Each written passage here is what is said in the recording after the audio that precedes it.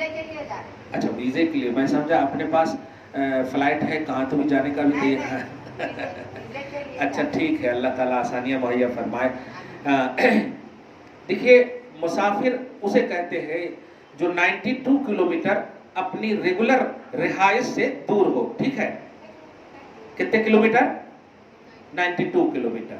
अपनी जगह से, जहां आप रहती हैं वहां से 92 किलोमीटर का अगर इरादा है तो आप मुसाफिर हैं, ये हुक्म है। और उसके लिए 15 दिन, देखिएगा आप सुन रहे हैं, जी। हाँ हाँ, 15 दिन के लिए, 15 दिन के अंदर तक आप मुसाफिर हैं, उसके बाद आप मुकीम हो जाते। मुकीम समझ रहे? 15 दिन से ज्यादा कहां तो भी कंटिन्यू रहे वो सफर नहीं कहलाता, ठीक है। अब जरा सुनिए, नमाज का मसला पूछिए। एक तो मसला यह है कि जो नमाज आप घर में माशाल्लाह पूरा पढ़ लिए हैं, ठीक है, उसमें कोई कज़ा नहीं हुई तो उसका कोई मसला ही नहीं। और एक ये है कि आप जो है सफर तो करे लेकिन उस दिन की नमाज छूट गई या उससे पहले 2-3 दिन की नमाज छूट गई, ठीक है, तो अब उस नमाज की कज़ा सफर में होकर जहां आप उतरे, बॉम्बे उतरे आप, वहां उतरने के बाद क्या करना? तो जवाब ये है कि जो घर में कज़ा नमाज हुई है वो घर की पूरी नमाज पढ़ना। वहां आप सफर की नमाज, कज़ा नमाज घर की मुकम्मल पढ़ना, ध्यान दीजिए। और सफर में जो आप गए, ये बहुत इंपॉर्टेंट मसला है, सफर में अगर कज़ा हो गई फिर आप घर आ गए तो घर में आने के बाद मुकम्मल नहीं पढ़ना, सफर की नमाज जो कज़ा हुई सफर की पढ़ना। ये पहले जहन में आ गया। अब सुनिए, क्या 4 रकात वाली फर्ज नमाज को 2 रकात पढ़ना है? फर्ज नमाज का जुमला कहा मैंने, सुन्नत मुकम्मल पढ़ना मौका है तो, वित्र भी मुकम्मल पढ़ना। सिर्फ 4 रकात वाली फर्ज नमाज में 2 रकात करना है, ठीक है। लेकिन ध्यान में रहे, आप सफर से आ जाते हैं ना तो जो जो नमाज छूटी है वो मुकम्मल पढ़ लेती, ऐसा नहीं करना। सफर की छूटी हुई नमाज, फर्ज अगर जोहर की छूटी है तो 2 ही रकात कज़ा करना है, असर छूटी है 2 ही कज़ा करना है, इशा छूटी है 2 ही कज़ा करना, ठीक है। ये सफर की नमाज का मामला। और अगर घर में नमाज छूटी हुई है और बॉम्बे में है आप 15 दिन के लिए, 15 दिन के अंदर के लिए, तो घर की छूटी हुई पूरी नमाज आपको बॉम्बे में पढ़ना है, ठीक है। सफर की नमाज, सफर की कज़ा करनी है चाहे आप घर में आ जाए, घर की नमाज आपको मुकम्मल पढ़नी है चाहे आप सफर में हो। क्लियर हो गया समझ में?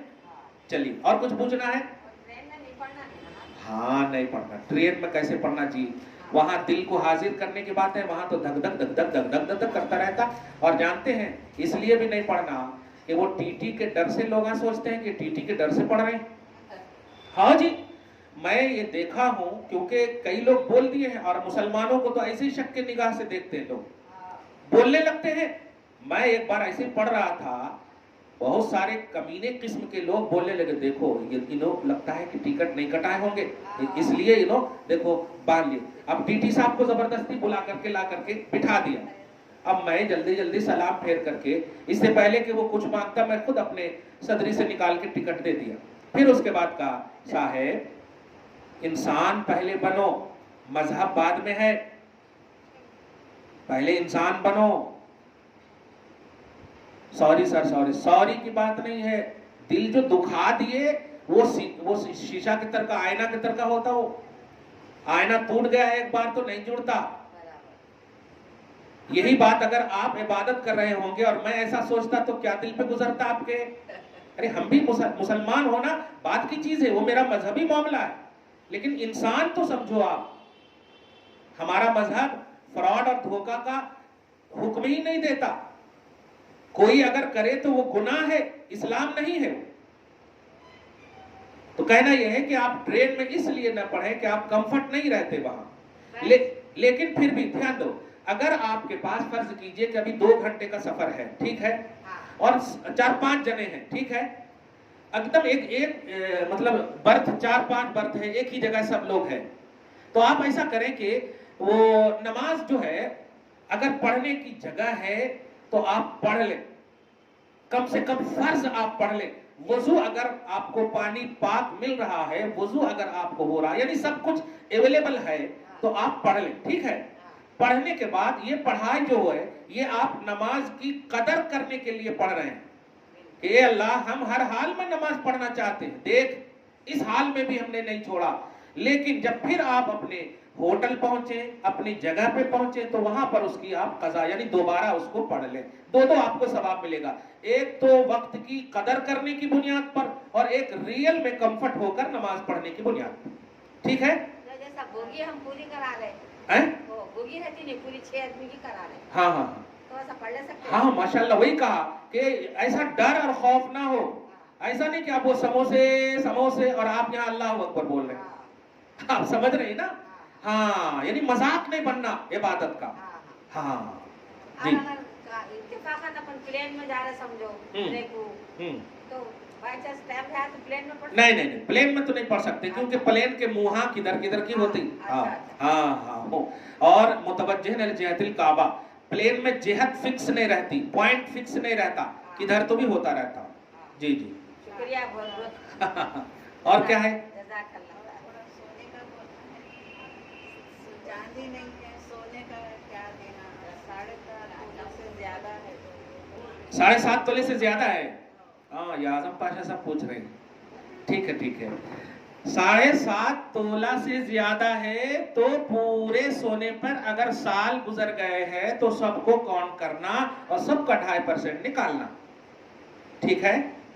फर्ज कीजिए कि 7.5 तोले पर साल गुजर गए, लेकिन अभी 1 तोला खरीदे सो है, तो ये 1 तोला उसमें नहीं भी मिलाए तो चलता, क्योंकि अभी इस पे साल नहीं गुजरा है ना। लेकिन अगर सब पे साल गुजर गया है तो फिर सबको काउंट करके 2.5% निकालना, ठीक है। हाँ, और ये अल्लाह समद पढ़ रहे साहब हम लोग, तो कौन सा टाइम पे पढ़ना अल्लाह समद? बेहतर ये है कि सुबह की नमाज के बाद या ऐसे वक्त में पढ़िए जब सब सोए रहे, क्योंकि इसका माना क्या है? अल्लाह तो बेनियाज है। अल्लाह समद का माना है तो बेनियाज है। वो बेनियाज का मतलब ये होता है कि आप अपने आप को कह रहे हैं मैं मोहताज हूँ, मैं नियाजमंद हूँ, ये गोया आप कह रही हो अल्लाह को, ठीक है। तो ये उस वक्त कहिए जब सब सोए हों, सब एकदम साइलेंट माहौल में मौके पे कहें, तो ये बेहतरीन वजीफा है। बाकी अल्लाह समद जब चाहे आप पढ़ें।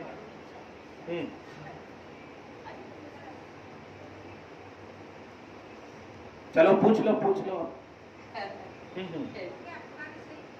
हैं? चलो ठीक है, जल्दी से खोलो कुरान पाक। खोले हुए हैं?